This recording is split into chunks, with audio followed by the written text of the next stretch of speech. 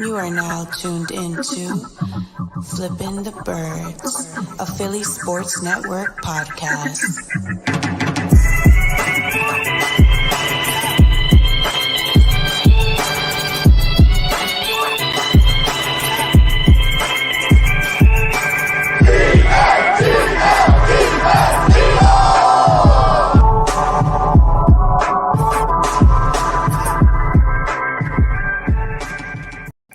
What's going on, Eagles fans? Welcome all to episode 96 of Flippin the Birds.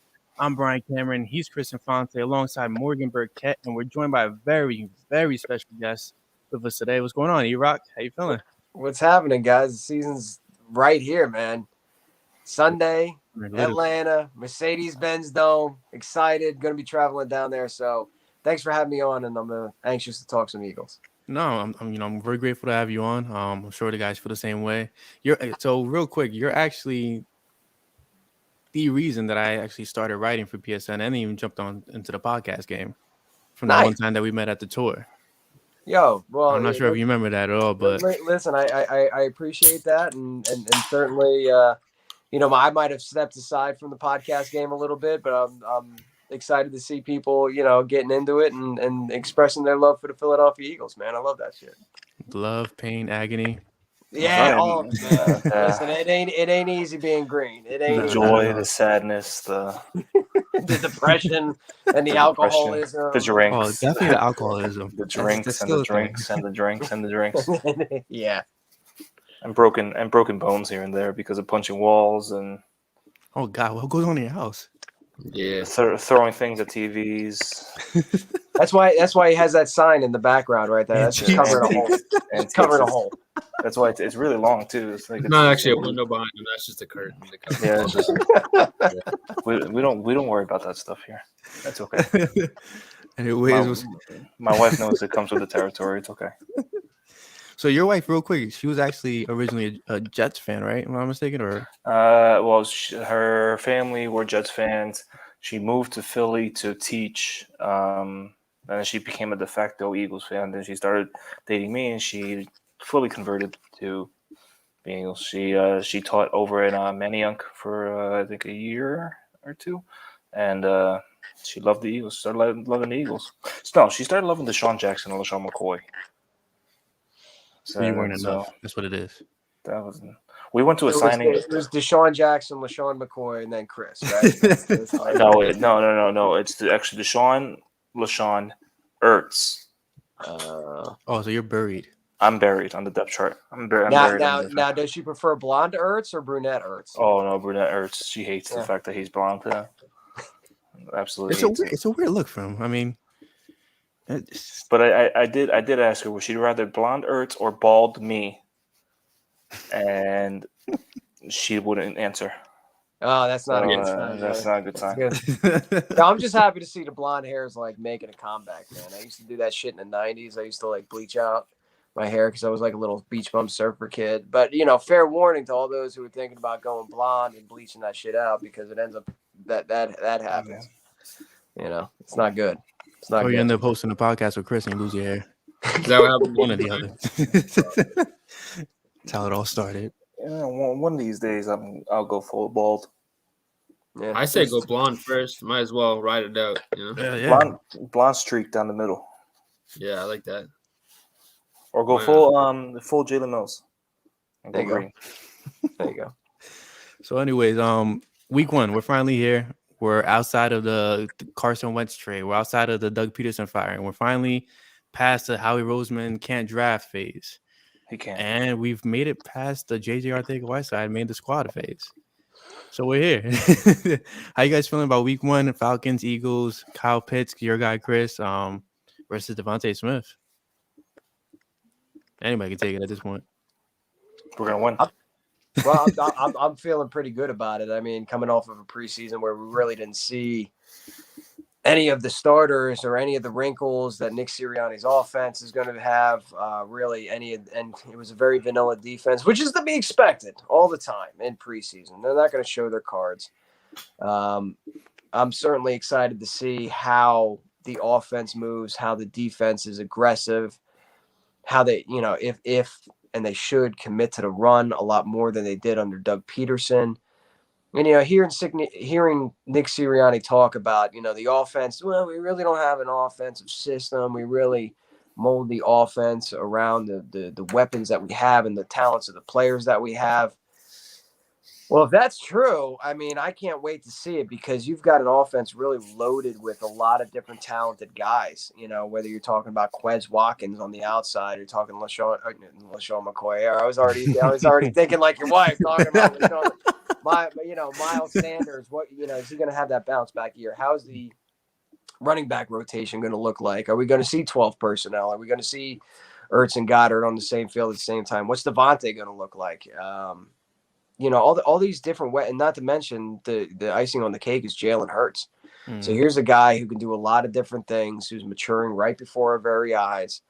How's this offense look, since we really couldn't get a taste of it in the preseason? And then defensively, I was so incredibly tired of Jim Schwartz's vanilla, bland, playing the sticks, boring ass, like just pre-snap read is the same as the post-snap read. Like, I'm expecting some aggressiveness, a lot of rotation along the defensive line, some blitz packages. I'm excited to see what's coming down the pike here. Yeah, with Jim Schwartz, it was just like you could see it on the field how many times they were all confused as to what to do. Like, you feel like he just didn't. I don't want to take away his coaching, because he's a good coach. He has the the pedigree of it. It's just that towards the end of his tenure, it looked like everything was so freaking what's the word I'm looking for? Typical, and it was just everybody they predictable. It's just like you could see number 47. I still refuse to say his name. Just looking around like not knowing what to do. I mean, that's probably part of him being stupid and the scheme being stupid too. It's just putting him on Claypool and putting him on anybody else was really fucking dumb. But yeah, to your point, it's exciting to see a coach, as much as we love Doug Peterson for what he did, we'll see how it goes on Sunday, saying that he's going to play to the player's strengths, and not trying to fit circle players into square holes on offense, and trying to make Jay Jaw learn 14 different formations out there, and not trying to just keep doing things over and over that just doesn't work, and trying to throw screens to Greg Ward over and over and over, and it doesn't work. It's just I'm very excited. I'm more excited for the defense. Gannon's a fucking stud. I think he's going to be a great coach. I think we're going to lose him in maybe a year. I think he's really that smart. I think he's going to be a hot candidate next year for a head coaching job. I think the fact that he's basing, obviously we have different players, but he's basing his philosophy over on the Rams. Where the Rams, he said they had the number one defense last year, and they ran like 14 different formations throughout the whole year. So interchangeable pieces. We don't have a traditional defense for 4-3. We don't even have a traditional defense for 3-4. But we have guys that fit here and there and do really good blitz packages. I'm happy to see a blitz now. Jim Schwartz didn't know what that was. We couldn't get any pressure. So and it's funny you should mention like the different defensive players. The linebackers weren't on the same pages as the secondary, and the secondary wasn't on the same page as the linebackers or the defensive line. I was talking to a buddy of mine who works for the Eagles, and I was like, "What's it? What's the culture there? What's the vibe? Not so much the vibe, but anytime you bring in a new coach, and it really is an entirely new coaching staff. Like what are the differences that you're picking up on?" And he said one of the things that was kind of not a letdown, but it's just the way the coaching structure is, and sometimes it works and sometimes it doesn't. Obviously it worked. They won a Super Bowl, but he was refreshed to see a very collaborative, like the linebacker coach and the secondary coach and the defensive coordinator, defensive line, they were all in the same room at all times. There was so many times where, the defense broke down under Jim Schwartz, and the linebacking coach was looking at the secondary coach going and being like, well, my guys did their job. You know, I mean, if the play failed, you know, the defensive line coach would go, well, my guys did their job. And really, there was a lot of miscommunication and not knowing all the roles. And so one of the things he said is that, you know, all the coaches, whether it's offense or defense, are in the same room all the time. And they put an emphasis on the players to know the why. Like, okay, you're not going to be in the perfect position every single time, but this is why we're doing this, because this is what we're trying to accomplish. So if you're caught out of position, you at least know, or one of your teammates is caught out of position, you at least know the ultimate goal of the play itself, so that you can put yourself in a better position. And you know, like the secondary, I'm sorry, I'm fighting allergies. The secondary is has to know what the linebackers are up to. The linebackers have to know what the defensive line is up to, and so on and so forth. I mean, it would be nice to see them come out and obviously demolish the Falcons, but I'm kind of hoping it is kind of a back and forth matchup where there's some adversity, because they're going to have a lot of it. And, you know, they're going against the Chiefs, the 49ers, Cowboys as well could be a challenge. So I really hope they kind of get to test their mettle against this team. I know it's not, you know, maybe an up-and-coming team, maybe a team that could surprise. I think the Falcons are going to be a lot better than some people expect, but I really hope they get some adversity so that we can see, you know, this team banding behind Jalen Hurts.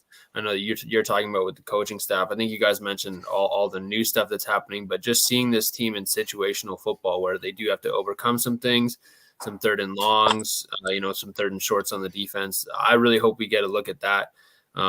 Just to see, you know, if they can come together and rally in the first game of the season, then I have a lot more hope going forward that when they hit a wall against the Chiefs or, you know, the 49ers or the Bucks, that they might be able to overcome it. So I'm hoping it's not just a blowout, although I can't really complain if they come and destroy the Falcons either. I think it'd be great they destroy the Falcons, but one thing I'm really interested to see is you mentioned that there's no offensive system, that he's working off the abilities of the players. The abilities of this team is, I mean, to me, the strength right now is the running backs. You have Miles Sanders, you have Kenny Gainwell, who's, you know, a dual threat running back. You have Boston Scott, who, even though he's not New York, he's a dual threat running back. The Eagles ran it 37% of the time last season, and Indianapolis ran it 44% of the times, and they were in the top 10. They were successful with it. Jonathan Taylor, Nyheim Hines, they were all, you know, doing very well. So I'm curious to see how he really extracts the potential of Miles Sanders and company. I mean, this offense has a lot of yak potential, even with Ertz. Like even with Ertz just catching and falling down, like it just seems like this offense has a lot of potential to just get the ball quickly into someone's hands and then they just go. Like it's exciting to see because we're not used to that. We haven't seen that in years in Philly. Like we saw that a lot in 2017. With a lot of RPO stuff, a lot of like speed stuff out there with even with Wentz or Foles out there, but that was the end of the creativity. Like, it was just done, and then now we're getting that back. And Erock, you hit it on the head that this coaching staff is teaching these players now. They're teaching. It's not like, okay, go do this and go do that. They're telling these guys, we want you to be in this spot because this. We want you to. You're going to be in this area, and this. We're hoping that this will happen based on the effect that cause and effect of this and this and this. Like now they'll know why they're doing what. Right. And then before we didn't have that before, and so when it's if anything, if this team's gonna beat more talented players, it's because they're gonna be better coached. And I think that's Sirianni's coaching and Gannon's coaching and even Steichen's coaching is going to be the factor in a lot of these games. Like what's gonna happen when Sirianni's going against Kyle Shanahan? Like what's going to happen when he's going to in 2 weeks later against the Chiefs, against Andy Reid? Like I'm not even going to talk about Mike McCarthy because he sucks. So he's facing a first-year head coach this Sunday in Arthur Smith, who ran a pretty good offensive system in Tennessee. But it's really going to be against those coaches, the Kyle Shanahans, the Andy Reids, and later on in the year, the Sean Paytons, and it's to see if he can actually coach up these players that are seemingly less talented than the other side, and see if they can do the why and the what because of how they're taught. And the offense certainly is, if you look at the offensive woes over the last couple of years, you can easily point the finger at injury, and obviously that played a huge part in all of it. But really Doug Peterson's play calling or lack thereof, certainly didn't do them any favors. I mean, it's bad when the fans are calling for more rollouts because they notice, like on tape, what you have to start to manufacture protection and manufacture space, or get the ball out of the high completion percentage screen passes that are going to help gain Carson some confidence and help keep the the defense on its heels a little bit, and or let's just call it what it is, dedication to the run. You know what I mean? You don't set up the pass with the pass, and stay behind the sticks and third and long, time and time again. And I think the diversity in the play calling, let alone the talent that we have, just the diversity in some play calling that's not so goddamn vanilla and predictable, I think it's going to help boost this offense, especially. Like, I'm pretty sure Miles Sanders was like top 5 in first half carries last year and bottom 5 in second half carries last year. It was such an extreme. It was such an extreme. So really quick, E, before we move on, I kind of want to pick your brain about this because you got to see this kind of front row center, if I'm not mistaken, with training camp, where you went to the open practices. The rise and fall of Travis Fulgham. I mean, there was a lot of back and forth between reporters about what they saw out of Fulgham. So just to pick your brain about it, what did you see out of last year's leading receiver for the Eagles? First and foremost, I went to the open practice. I mean, if you really want to know what's going on down there, you obviously follow the beats. They're the boots on the ground guys. They're the ones that are actually out there, reporting and observing and living, eating, breathing this kind of stuff. But as far as Travis Fulgham goes, I feel like, and I tweeted this, and Kelly on the Kelly Green podcast asked me to elaborate on it a little bit more.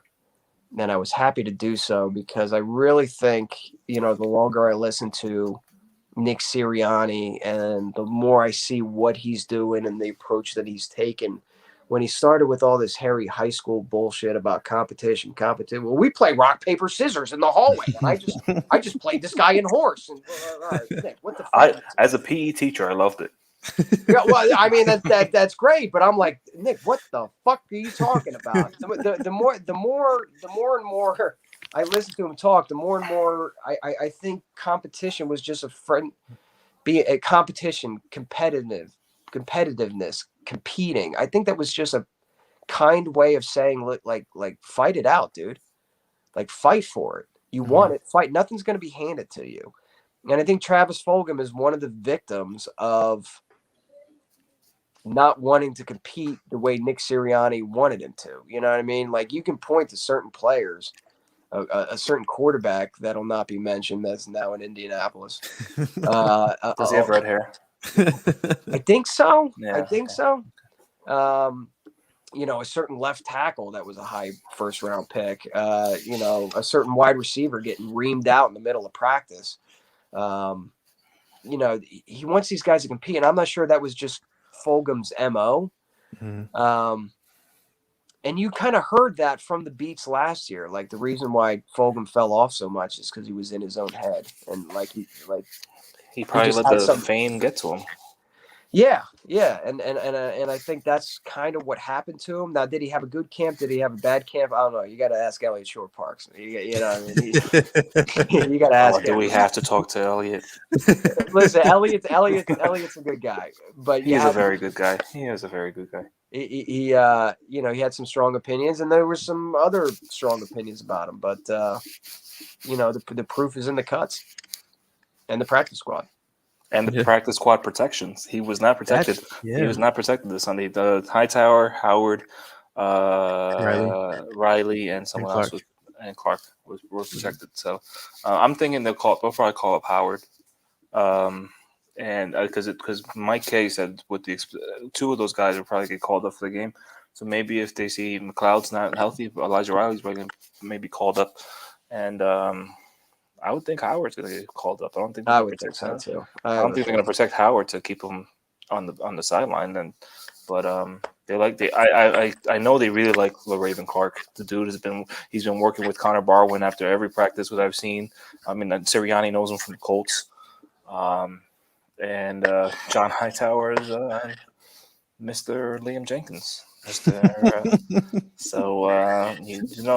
just now Fulgham. Like Fulgham can be poached at any time, but nobody's poaching him. It doesn't seem like the Eagles are too worried about that because Pass through waivers. Nobody claimed them. Nope. Unprotected. Nobody wants them. You know, I mean, that says something. He might go down as one of the most.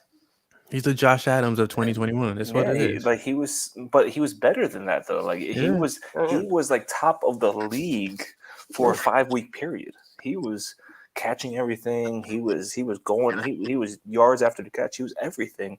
And the fact that he had 500 and something yards in 5 weeks.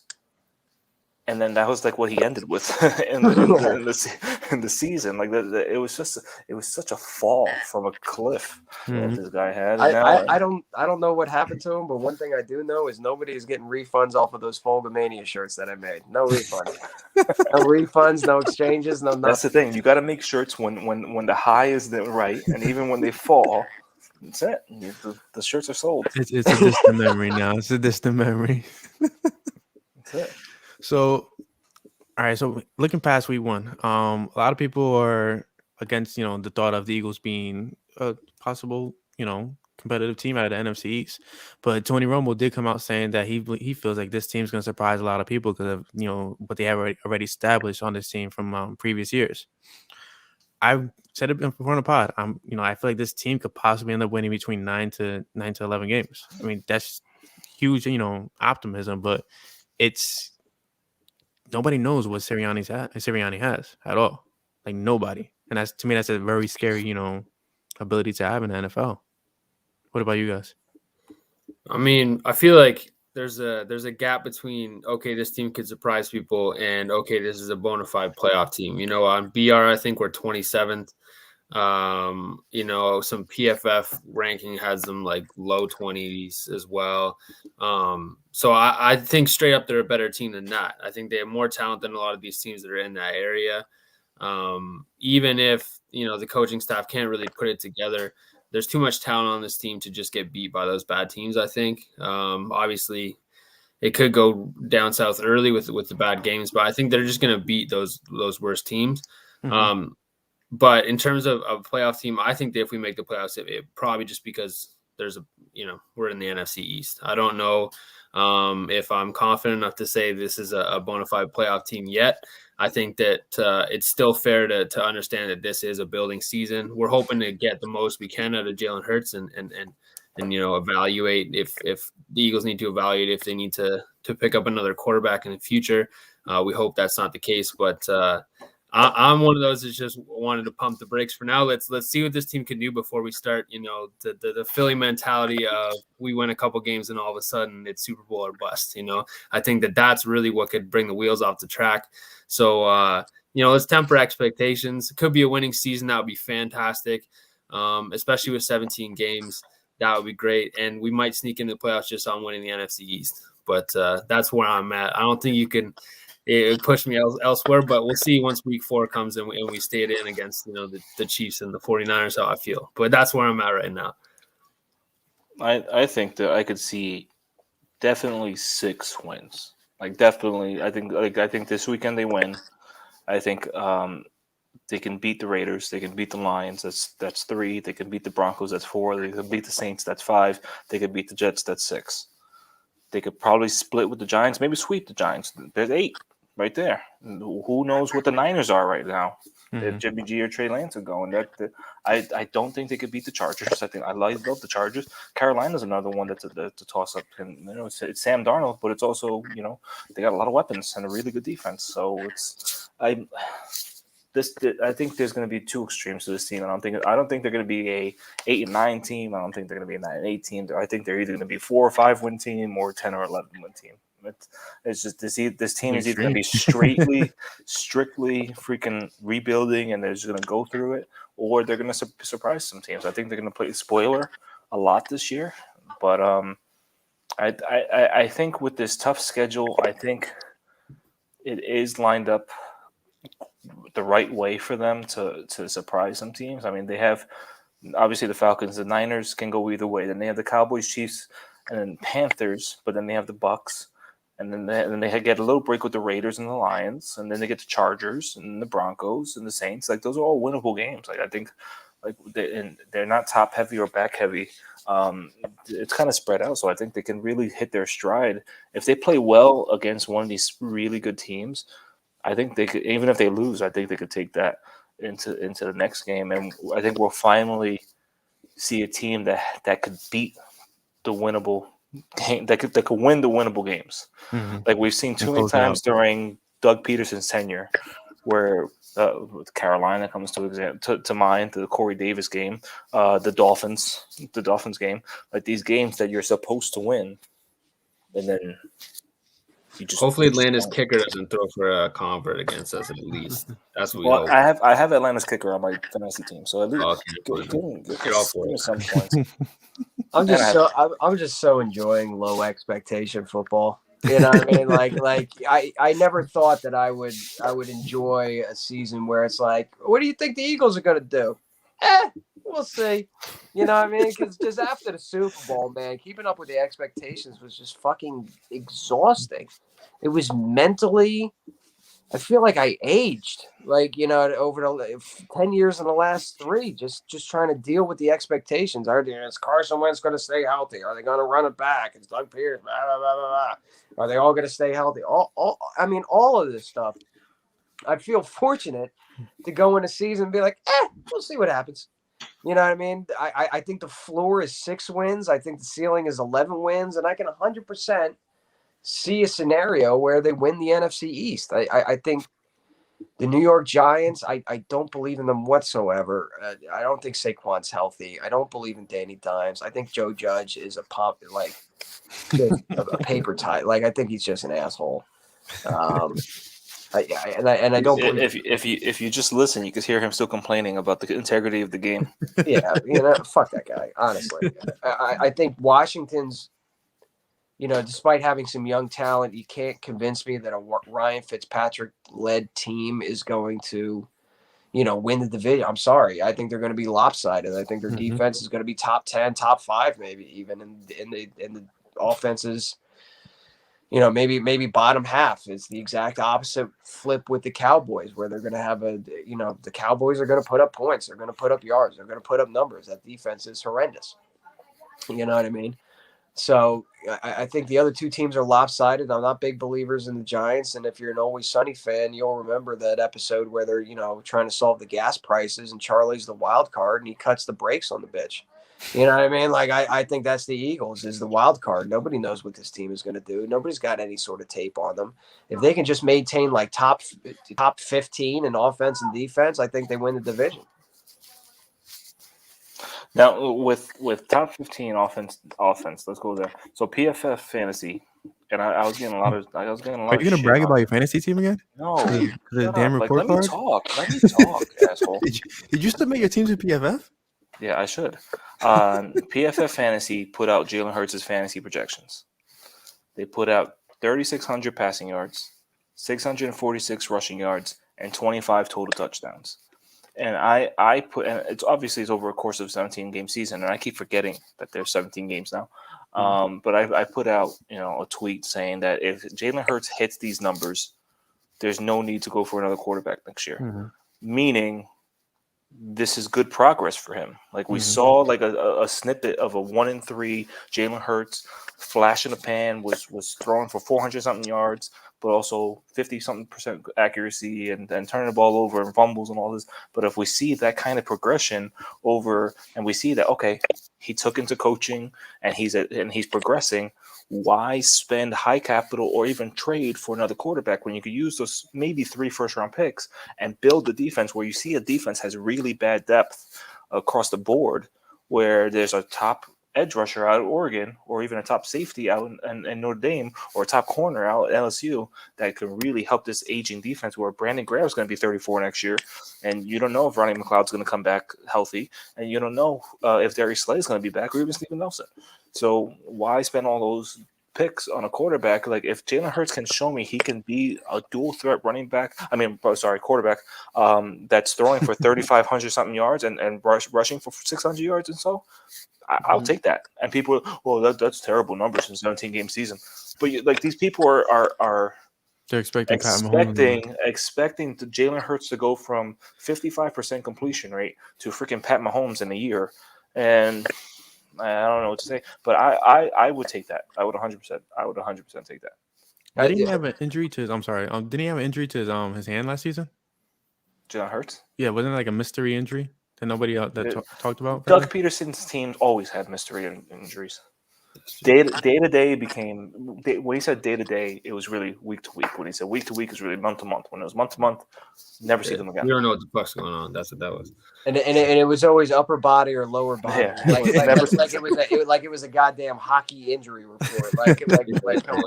He's going through it. He's going through it. He's going through it.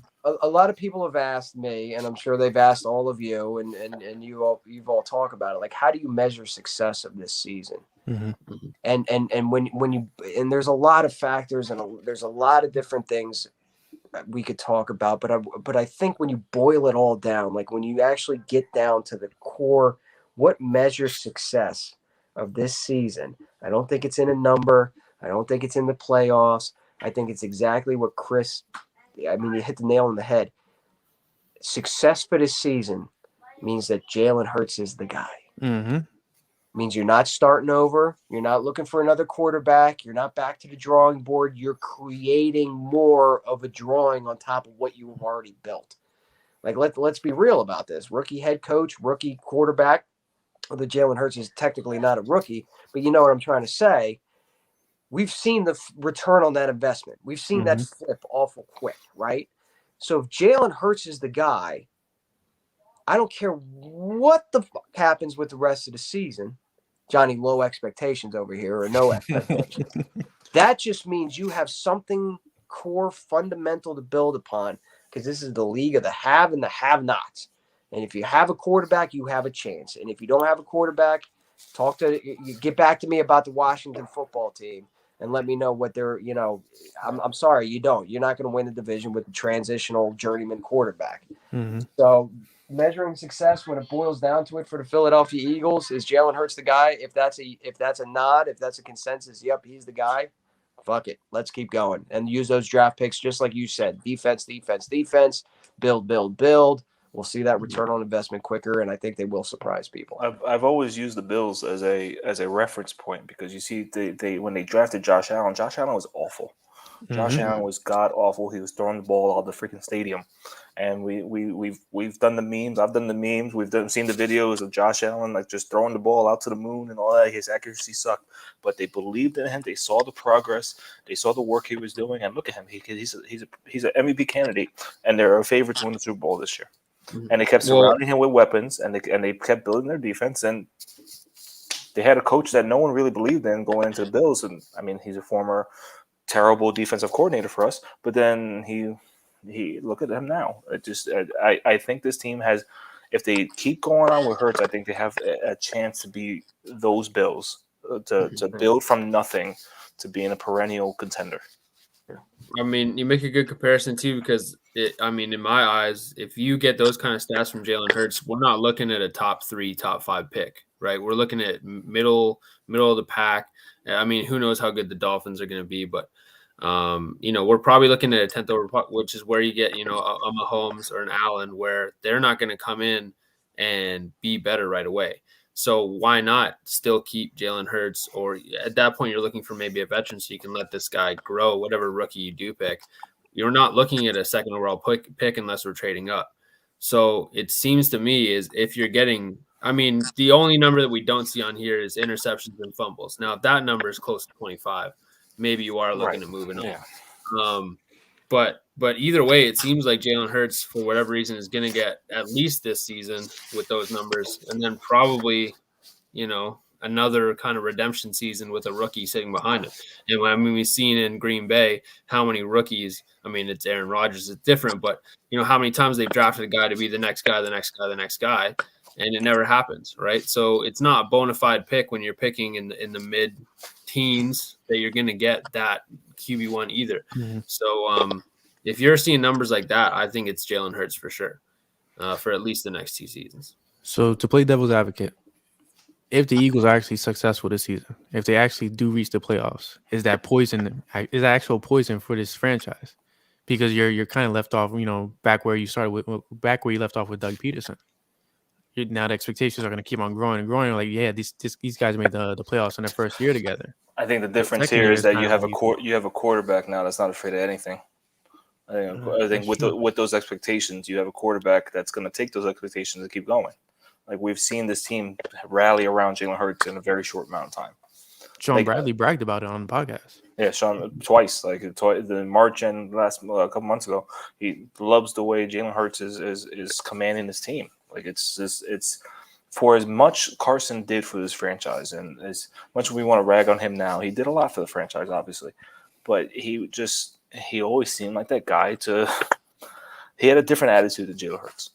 He had, and Jalen Hurts just seems like that guy. Whether it's fake or not, he's just showing the fans, he's showing the media that the noise is just noise. Like, he's not listening to it.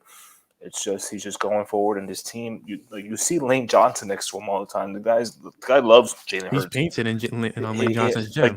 Jalen Hurts is painted in the Bro Barn, and Lane's Bro Barn. Jalen Hurts is right there in the middle. It's like, and Herbig has come out in an interview saying that the guys, obviously there's a couple guys up there that are not Eagles players, but they put Jalen Hurts there because they're surrounding him, they're protecting him. Like, it's like they love the guy. So and that's. Not to say this is a Super Bowl team, but that's what you saw in 2017. Like, this team was having fun in 2017. They were having a great time, and it's what we're seeing right now. So if the team is backing Jalen Hurts and they're playing for him, because, I mean, let's be honest, some of these players did not play for Carson Wentz last year. Like, they just didn't look like that effort was there for a team, as a team for Carson Wentz. This team, I think that for as many times as Carson Wentz got sacked last year, how many times did you see the line coming over and helping him up? Or they had to get not many times. It was because Jamon Brown was just too busy. He was too busy. But not many times last year did you see the lineman turning around and picking up Wentz off the ground. I think this is going to be a different story with Hurts. I think Hurts it commanded this team, and I think he probably commanded this team from the get-go, from when he was drafted. His attitude, attitude is everything, and if you have the attitude he has, I think they're going to be a very successful team. And it's, I think we have Jalen Hurts for at least 4 more years, which is a lot more than which would be 6 years total, which would be more than Carson Wentz. So. What do you think, he? Sounds like you have a lot on your mind. I hope he's right, but at the same time, I want to learn from my mistakes. Listen, I've got a lot of faith in Jalen Hurts. I'm hoping for the best for Jalen Hurts. I like his mental makeup. I think everything that he's been through in his collegiate career has prepared him for this city specifically. Having to deal with adversity and transfers and being the backup and coming in, blah blah blah blah blah blah blah. I'm rooting him on. I also have a little bit of Carson. I have a little bit of Wentz wagon like remorse to the point where I won't. You know how dudes on Twitter or really anything will just dig their fucking heels in and just be like, "This is the guy." Even the guy could completely suck, but they're like, "No, it's not his fault. It's all these other." You see it in Sixers Twitter. You see it. Yeah. You see it all over the place. So. I'm a Hurts believer, but I do need to see him prove it to me. Yeah, you know what I mean. I do need to see him prove it to me, and I reserve the right to bail at any single moment and push the eject button because I am not digging my heels in the way I did up until this year, like just blind faith in Wentz. I look back on that, I'm like, what were you doing, dude? Like, what were you just like? He was the Messiah. He was the second coming of football Jesus without really kind of proven anything, and just went to bat for the guy. And then he turned out like, I remember being on a podcast in Philly, and I like Joe what the fuck was his name? Santaquilo, whatever. He was opposite the table from me, and I wanted to jump the table and choke him. You know what I mean? And he was a good guy. And you know what? Hindsight, where I'm like, Jesus, we owe him an apology. You know what I mean? 'Cause he was right. So I don't want to put just blind. I have Wentz wagon. I don't know how to describe it. I have Wentz wagon remorse. So I'm It's not kind gonna of like leaving a breakup, and then you're kind of like skeptical going into that next relationship. You're like, Yeah, you know, right? but, You yeah. know What I'm hearing is there's no refunds on the Hertz t-shirts. There's no refunds on the Hurts. Yeah, that's what I'm hearing. You nailed it, brother. But Yeah. I completely understand it because years ago when Wentz was drafted, I mean that was monumental for a lot of us. I mean, Yeah. like we thought Wentz was going to be the face of the NFL, but then you see him regressing, and you see Pat Mahomes coming, Lamar Jackson, and the team is just like not rallying behind him anymore. Alshon was excited to come here, and now Alshon's talking about Wentz, so it's like you're scared to jump into the water because you know what's could possibly lie beneath, and it sucks. Yeah. Yeah, I had many of those tweets defending Wentz and pulling out cherry pick stats here and there to make Carson Wentz look like the fucking best quarterback to ever come out. And I mean, I'll go back and say that season, though, that highlights from any quarterback you could put on. You can't find many No. highlights better than the one he was putting out in 2017. Yeah.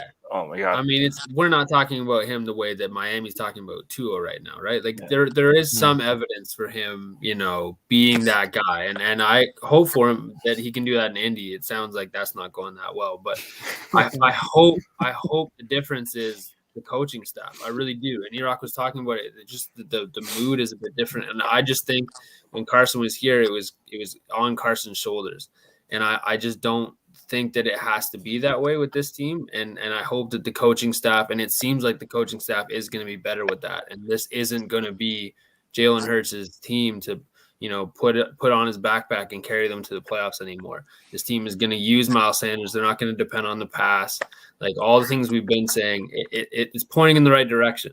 But I think you're right, man. The buyer's remorse, like it's just you get your hopes up, and the part that kills me, man, is like I'm Canadian. I don't even have to like this team. You know what I mean? I did this. You should be a Bills fan, honestly, bro. Yeah, and it's just like yeah. So I wanna post Wentz's story on Twitter so bad because he posted a game week picture from Instagram, and he's showing off his terrible mechanics just right in the picture. Like it's just I don't know if I could show it. But look at that cocked arm. Like look all the shit that we made fun of him for. It's just right there. It's just right there for him. Like it's just is it bad that the Wentz people are logging off right now, but like, is it bad that I just want him to fail miserably? Like I just want him to get that 75%. Yeah. And just be really bad. Yeah. Like Reich just keeps rolling him out there because he just thinks he has no choice. Just let him rock. His church buddy just go out and go do it and just go give COVID to everybody. Say a Hail Mary and make it happen, buddy. And just do that and just give us that first round pick and just I hope the AFC South is so close for I hope the AFC South this year is last year's NFC East. Like they were just so bad for the entire season that it just came down to the last game to really be like, okay, here is the AFC South winner, but it's the Colts losing out to the Titans, and the Colts are 6-11 or something like that. Like, and we get a high pick, but they were in contention the whole year. But it's gonna be Carson. It's really gonna be Carson versus COVID. I'll know straight up by the name of Jalen Hurts' first child whether or not I can be a fan of his or not. Because Hadley's not doing it for me, and that I should have known right then. I was like, I can't identify with this man. It's those country white girls that they pick those. That's names. what I mean. Because when my wife's daughter was pregnant with my daughter, it was either Cameron or Blakely. I'm like Blakely. That's when you start second guessing. You're like, my wife loved Blakely. But later on, she was like, "No, I like Cameron more." Now our daughter looks like Cameron. Like we don't even look at her like. Imagine if she was Blakely. Hell no. But I was like, that's one of those stupid names that these white girls come up with, and it's just like no.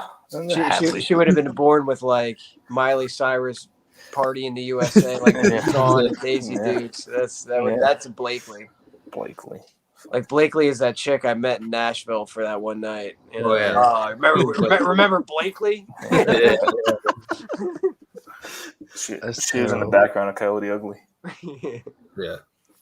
So before we wrap up the pod, I guess we'll go through everybody. And what are your games that the main pivotal game of the season that you feel like the Eagles will either hit a turning point, or they'll hit a brick wall?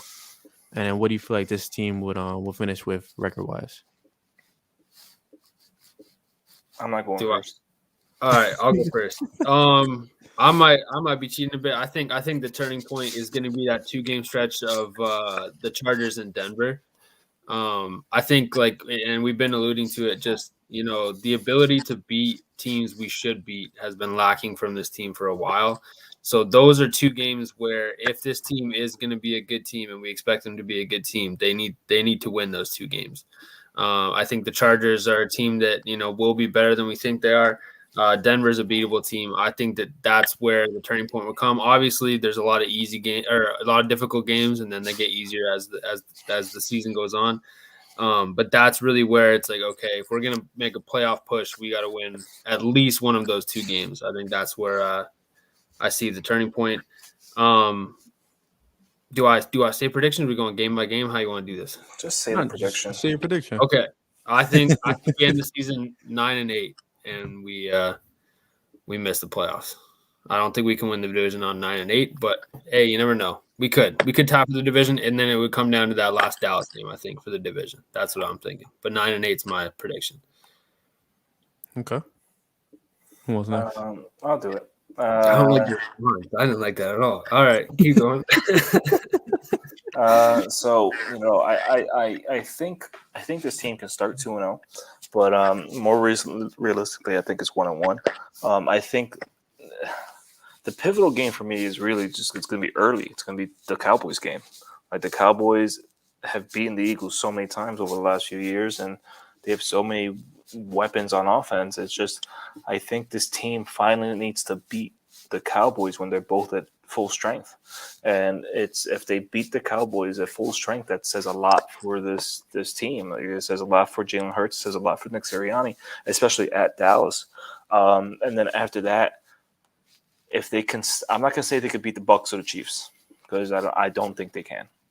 But if they can stay competitive against the Chiefs and the Bucs, and they can keep the game close, and even if they lose, when they lose, that says that they're ready to me, or getting close to being ready.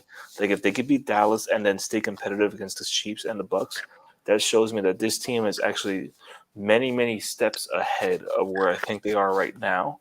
But as long as they're beating the beatable teams, like, it shows progress. But if they show that they can not only beating the beatable teams but staying competitive with those elite tier teams, then that tells me, you know what, they're better than what people are giving them credit for. Like, late in the season, there's not many games. I mean, it's all NFC East really. At the end of the season, so you got to beat your division teams if you're going to win the division. I mean, you got one division game in September, and everything else is end of November and December. So it's just going to be one of those. Do we see Nick Sirianni tune into the Doug Peterson December magic, or do we see this team just start off strong and wilt? But I think we need to see a strong start. And if this team starts out strong, then they could be over 500. But I think right now, as constructed, before seeing any game with the starters against ones versus ones, I think this is a 6-11 team.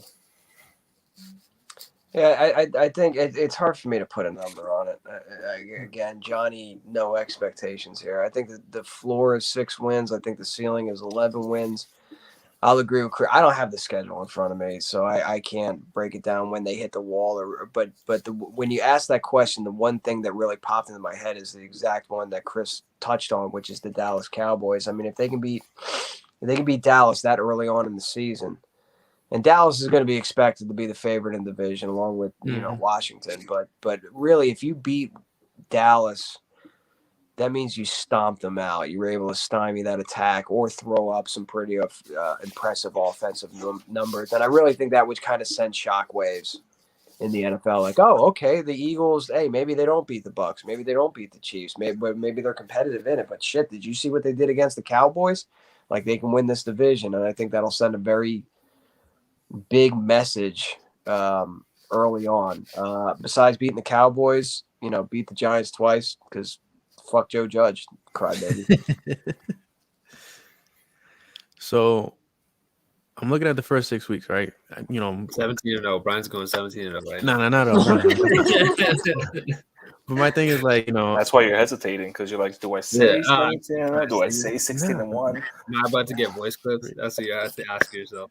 I think it's possible that they go like 2-6. 2-6. Well, 2-4, 3-3. During the first 6 weeks, right? But then you have a stretch where you face the Raiders, you face the Lions, you face the Chargers, you face the Broncos, you face the Saints, and then the Giants, and then Jets, and then you have a bye. That stretch right there between week 7 to week 13, if you go on a nice little run where you win, whether it's you go on a winning streak and win all those games, or you win a high. Are you saying the pivotal game is week 7 to 13? Like I felt bad about taking 2 games. You can't. No, I'm saying so. Took a whole month. I was listening to you, so I took it and I ran with it. Yeah. That's a pivotal stretch. Like if you go on that stretch and you actually beat beatable teams, you're going into your bye. You're going into divisional games with a winning record already. Like it's already handed to you on a silver platter. That's my opinion in that. But week like 12 I said, and week 13 are the Boston Scott games because that's back to back at MetLife. Exactly, and then you got the Saints, who Jalen Hurts is 1-0 against. Got the Broncos, got the Chargers, got the Lions, Raiders. They're all very winnable games. If you're you really want to put your foot in the ground and actually make something of the season, then right there, that's your stretch. That's your run right there to make something happen. I can't wait to the Saints game. I'm going to it. That'd be a good game. Nice. It's gonna be Hurts versus Hill. What's the record, Brian? The record. I'll go with 10-7. All right. That's a respectable, not too outlandish, optimistic. It's right in the middle. Yo, we're going 17-0, bro. Yeah. I think the Eagles, with my 6-11 record, I think they end up with 2 top 10 picks with the Dolphins. Yeah. I'm down with that. I think the Dolphins suck. I think the Dolphins I think everybody thinks the Dolphins suck. I think that division's going to be Bills way past anybody else, and probably the Patriots right after. It's so bad that I'm looking like I don't want to skip the seat, but I'm looking. I'm so amped up about next year's drafts because like as you said, the Dolphins. Like let's say the Dolphins suck and it's the top 10 pick, and the Eagles 500 somewhere in the teens, and then let's give our redheaded stepchild the benefit of the doubt and say the Colts pick is in the 20s. Like I keep looking back at this year's drafts, going if Jalen Hurts is the guy. That means you can get like a Devontae Smith, a Micah Parsons, and then pick your favorite offensive lineman in the 20s, or defensive lineman, or like I'm just drooling over that, thinking like, oh my God, there's so much potential of shit you could do.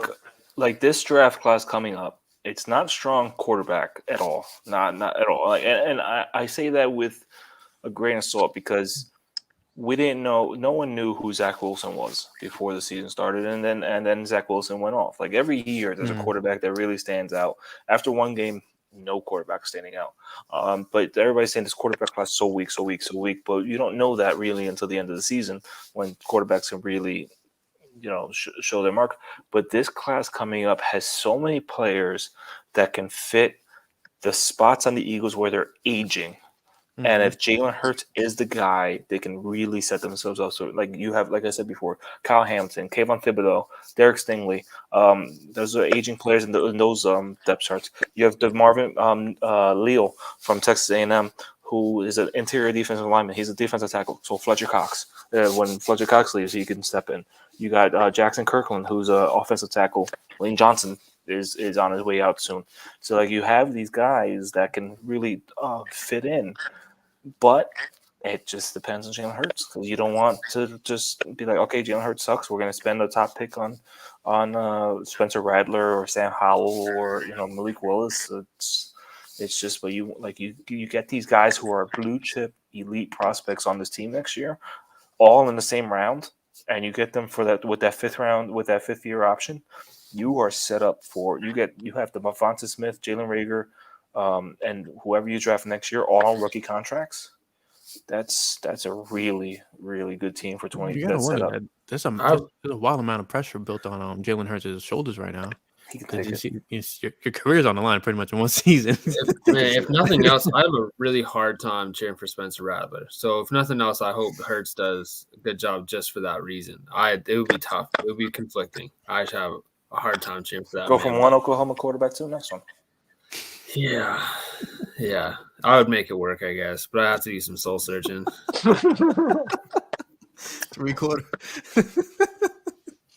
I just Also, think if we could get 1 year. A connoisseur on all things Canadian. Yeah, I'll try to ignore the chat because the chat's been a little wild.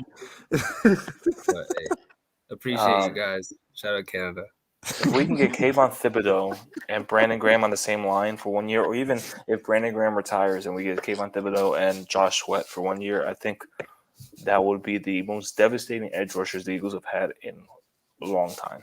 Pair of edge rushers in a long time. Or even if they get Stingley, that's all dreams until we see what Jalen Hurts does. It's wild amount of pressure. Like Pressure makes diamonds, though.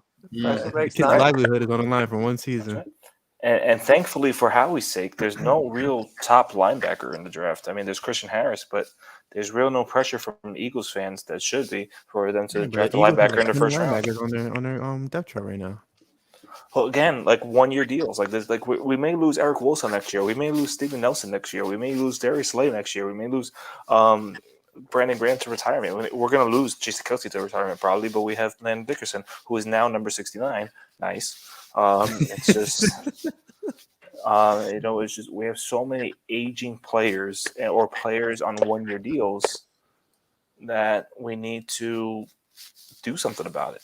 And like it's like next year is so crucial because next year's draft is so crucial because you have so many players on 1 year deals and old, but at the same time, this defense has no depth at all. Mm-hmm. So if they go through this whole season with the kind of depth, quote unquote, with that they have now, not only do they have to address the guys leaving, not only via free agency or retirement, they have to address all the depth issues. So they have a lot of stuff to build on, and the last thing they need to worry about is quarterback. Here I was, fantasizing about Jalen Hurts being the guy and all those draft picks next year. Chris had to ruin it by saying the H word, which is Howie. Fuck, I forgot about it. Yeah. Do we almost hope he gets 3 picks and messes them all up so just we can be done with them? God, no. Oh That's God, no. All right, wait. Business. Before we go, so one of my best friends is a Steelers fan. And if you don't know, anybody out there doesn't know, TJ Watt and the Steelers are going through really rough contract negotiations right now. Like, they're not going to extend them. No guarantee money after 1 year is crazy to me. So there is a website out there saying the top 5 destinations for a TJ Watt trade. Oh, don't do this, Chris. The number one scenario is we're always the number one the Philadelphia Eagles. So here's their scenario. The Eagles get TJ Watt, and the Steelers get 2 first-round picks in 2022. So the Eagles pick and the Dolphins pick. 2 future second-round picks and Derek Barnett. All right. Well, the Steelers can go fuck themselves. No. Yeah, no way. Yeah, I'd rather just bang on Jalen Hurts. Let's keep moving. Yeah. They said, here's their Who writes this shit? Who comes up with this stuff? I swear to God, people just write shit for the sake of writing shit. Here's their rationale. Much like his older brother JJ in Arizona, Watt can play in both a 3-4 and 4-3 defensive scheme. With the Steelers, he's been primarily a hands-up as an outside linebacker. That wouldn't be the case with Philadelphia. Scheme fit is an obvious – hold on, I pressed the wrong button. Scheme fit, obviously an important backshot when looking at potential fits, but that's not an issue with Watt. From an on-field fit, Philadelphia could use that elite-level edge pass rush guy. Former first-round pick Derek Barnett has not panned out. Brandon Graham is getting up there in age. Adding Watt to the mix for the bounty mentioned above would make sense. It also helps that Philly could have as many as 3 first-round picks in 2022. Sending 2 of them to Pittsburgh could work. What website is this? Sportsnaut.com. Sportsnaut. They have one for. They have one. Oh, this is. I think this is even worse. To the Cardinals, where the Steelers get Chandler Jones, Christian Kirk, next year's first, 2023 first, and a future second-round pick. So is it a Steelers site? They give anybody a fucking website nowadays, don't they? They just like you can go on GoDaddy and just post whatever. There's one to the Dolphins. First round picks in 2022 and 2023. They don't. They had the Niners first round pick, I think, next year. Christian Wilkins and Xavier Howard for TJ Watt. So yeah, just give the house for TJ Watt, no matter what team you are. This might rate Khalil Mack. This might be the worst one.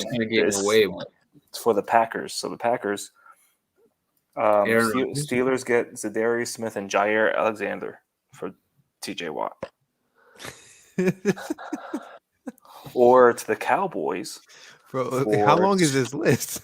Just 5 teams. This is the last one. 2 future firsts, 2 future seconds, Michael Gallup and Tony Pollard for TJ Watt. I don't think anybody. This is like somebody playing Madden. Right I don't know why I can actually see the Cowboys doing that. Like, I don't know why in my brain that sounds like such a Cowboys thing to do. Finally get that pass. Jerry finally gets his pass rusher. I would mind that. Jerry Jones would probably do that. He would probably send Amari Cooper too and put everything on CD Lamb. I mean, forced him to 88. So, Jesus Christ. But yeah, on that note, we'll wrap up.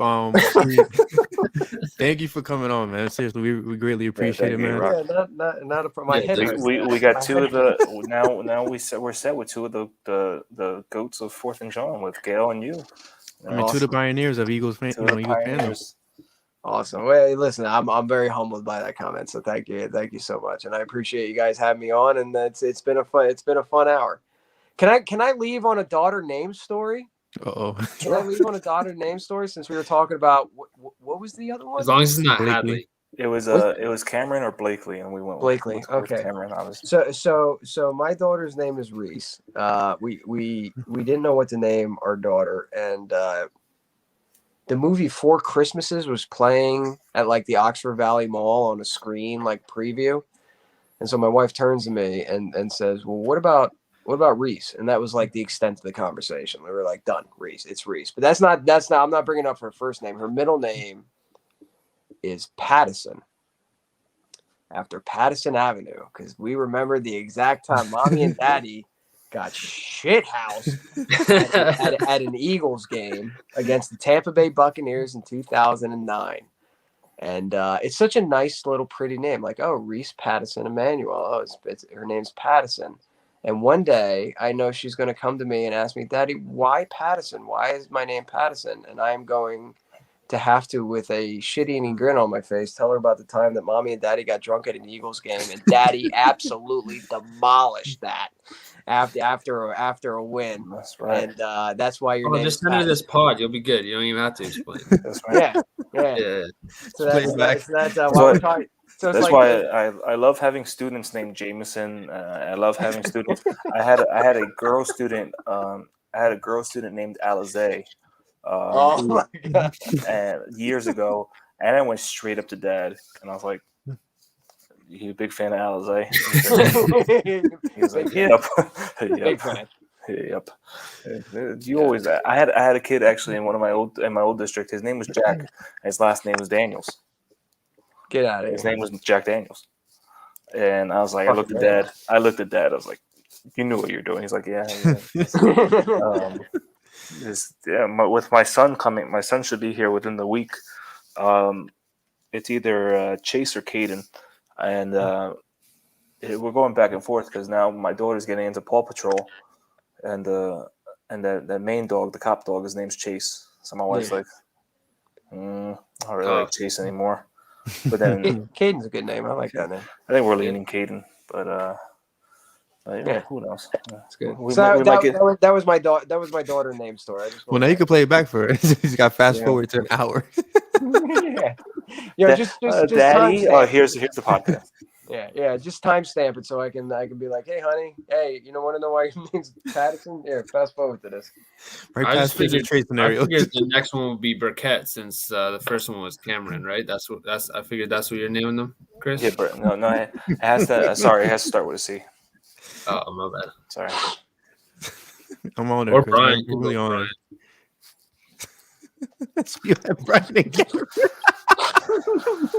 Didn't last stream we did last week? Didn't I say we're blocking Ben? I'm pretty sure. Oh God. I'm sending Trudeau if you block him. You can't do that. Let's make a nice little burner. But anyways, E, really appreciate you coming on, man. Hey, thanks for having me on. You're welcome you're welcome back anytime. Appreciate it. Chris, I'm sure I'll get that text message at some point this week or early next week. Here's a little update. I was supposed to. She went to the doctor today. They said not yet. She's due next week, but they thought she was going to go early. Her next only go early if you trade TJ Watt. Yes. So it's Derek Barnett, 2 first, 2 seconds, and my second born child, and my first and my family's first boy in years. So it's gotta give it up for Congratulations, Chris. Thank That's you. awesome. Thank you. We're about to have 2 under 2, so I'm not very excited about that. Yeah, try to get some sleep if at all. It doesn't happen. Nah. Dad's Yeah. life. The third one's gonna be named Jameson for sure. My wife is hell bent that there's not going to be a third. I was like, Chris has other plans. Listen. I have strong semen. That's not how we say on the pod. Oh my God! This. Oh man! Oh God!